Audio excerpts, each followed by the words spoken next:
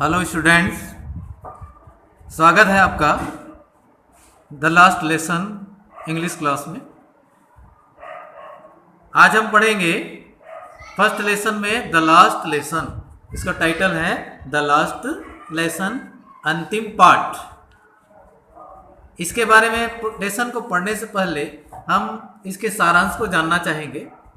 सन 1870 और 71 के बीच फ्रांस और पर्सिया के बीच युद्ध होता है और उस युद्ध में फ्रांस की हार हो जाती है। पर्सिया के अधिकार के क्षेत्र में फ्रांस के दो जिला अल्सेक और लॉरेन, ये दो जिले आ जाते हैं और इन दो जिलों को पर्सिया अपने अधिकार में करने के बाद अपने अनुसार वहाँ की भाषा को बदलना चाहते हैं, वहाँ की पढ़ाई को बदलना चाहता है। अभी तक वहाँ फ्रांस की भाषा से पढ़ाई होता था, अब पर्सिया अपने अधिकार में आने के बाद पर्सिया भाषा में पढ़ाई करने के लिए तैयार होता है। तो फ्रांसीसी जो शिक्षक हैं और फ्रांसीसी विद्यार्थी है वो अंतिम पाठ, फ्रांस भाषा की अंतिम पाठ को किस प्रकार पढ़ते हैं, कैसे याद करते हैं अपने फ्रांसीसी भाषा को, इस लेसन में पढ़ेंगे। स्टूडेंट जिसका नाम है फ्रेंच, वो फ्रेंच है, वो क्या कहता है? I started for school very let that morning and was in great dread of scolding. मैं सुबह जल्दी स्कूल नहीं गया, लेट से गया। मैं स्कूल लेट से जाने के लिए तैयार हुआ। And was in great dread of scolding, और मेरे मन में डांट पड़ने का भय था। ग्रेट ड्रेड महान भय था। Specially because M Hamel had said that he would question us on participles, और विशेष रूप से एम हेमल ने मुझे कहा था कि मुझे पार्टिसिपल्स के बारे में पूछेंगे। एंड आई डिड नॉट, और मैं तो उसके बारे में जानता ही नहीं था।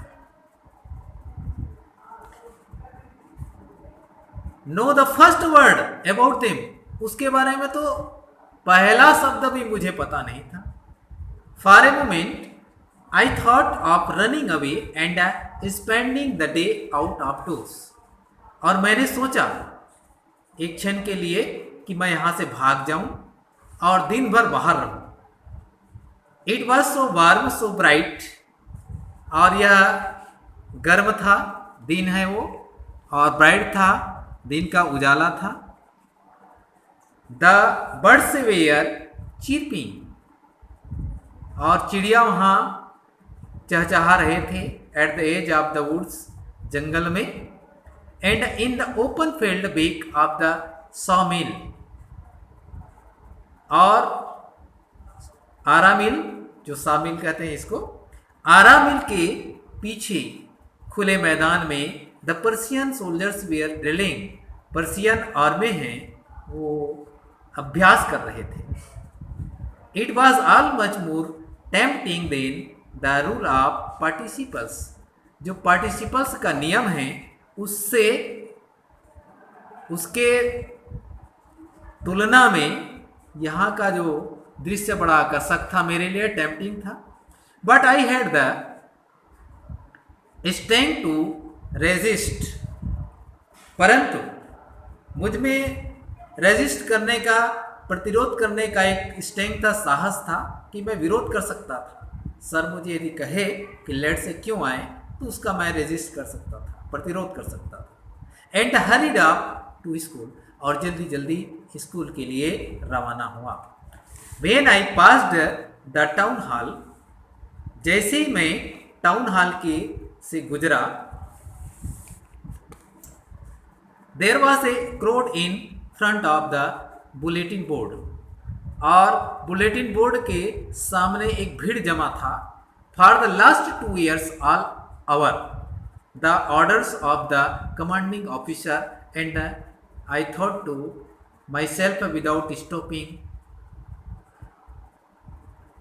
For the last 2 years all our bad news had come from there. बीते 2 साल से इसी सूचना पटल पर हमारे जितने भी बुरे समाचार आते थे, द लोस्ट बैटल्स, हमारा देश यदि युद्ध हार गया तो ये समाचार यहीं से आता था। The draft of the orders of the commanding officer, वहाँ के सैनिक अधिकारियों की जो आदेश है यहीं से आता था, सूचना हमें यहीं से मिलता था। And I thought that to myself without stopping, और मैं अपने मन में सोचा, है ना, बिना रुके, what can be the matter now, अब क्या हो सकता है। अभी तक जितने समाचार बुरे हैं वो इसी सूचना से आए, इसी सूचना पटल से मिला था, अब क्या बुरा समाचार हो सकता है, मैंने अपने आप में सोचा। Then as a hurried by as a fast as I could go, और उसके बाद मैं बहुत जल्दी जल्दी चलने लगा, तेज गति से चलने लगा। The blacksmith Wachter who was there with his apprentice reading the bulletin, तो वहाँ पर एक ब्लैक स्मिथ था, लोहार था। मुझे जब जल्दी जल्दी देखा जाते हुए तो Wachter who was there with his apprentice अपने प्रशिक्षु के साथ न्यूज़पेपर पढ़ रहा था, न्यूज़ पढ़ रहा था, तो बुलेटिन बोर्ड का समाचार पढ़ रहा था। तो मुझे वो देखकर कहा, called after me,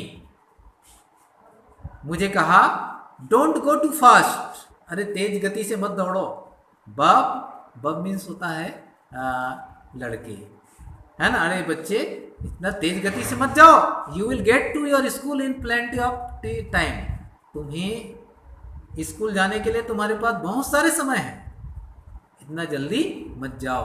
I thought he was making fun of me, मैंने सोचा कि वो मेरा मजाक उड़ा रहा है। And reach the um Hamel's little garden all out of brain, और मैं एम हेमल के छोटे से उस गार्डन में पहुँचे, ऑल आउट ऑफ ब्रेथ, और मेरा सांस भर गया था। हाँफते हुए मैं उस एम हेमल के छोटे से गार्डन के पास पहुँच गया। Usually when school began there was a great bustle, सामान्य रूप से जब स्कूल प्रारंभ होता था तो there was a great bustle which could be heard out in the street, तो वहाँ पर बहुत हल्ला होता था, शोर शराबा होता था, जिसे बाहर गली में भी सुना जा सकता था स्कूल खुलने के समय। The opening and the closing of desk का खुलना और बंद होना, इसकी आवाज़ आती थी। लेसन्स रिपीटेड इन यूनियन, एक साथ लेसन की पढ़ाई, इसकी आवाज़ आती थी।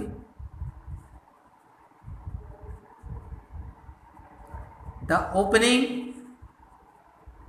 And the closing the desk, lessons repeated in unison very loud with our hands over our ears to understand better, और हम अपने कानों में हाथ रख करके ध्यान से समझने के लिए हमारी आवाज़ आती थी जोर जोर से। And the teacher's great ruler rapping on the table, और शिक्षक का जो रूल है वो टेबल पर पड़ा रहता। But now it was also still I had continued on the commotion to get to my desk without being seen, परंतु अब इट वॉज ऑल्सो स्टिल, सब कुछ शांत था। I had continued on the commotion to get to my desk without being seen, मैं सोचा था कि हल्ला के होते हुए हल्ला के बीच मैं अपने सीट पर बैठ जाऊंगा।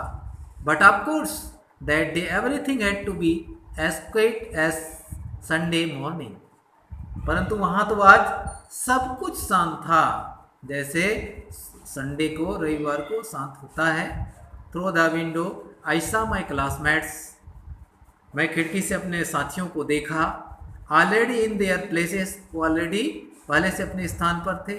And M Hamel walking up and down with his terrible iron ruler under his arm, और एम हेमल जो हमारे टीचर थे, walking up and down with his terrible iron ruler under his arm, अपने लोहे की छड़ी को अपने भुजा में दबाए हुए वो अप एंड डाउन, ऊपर नीचे हो रहे थे। I had to open the door and go in before everybody, मुझे दरवाज़ा खोलना था एंड सबके बीच में अंदर प्रवेश करना था। यू कैन इमेजिन, आप कल्पना कर सकते हैं, how I blessed and how pretend I was, मुझे कितना शर्मिंदा और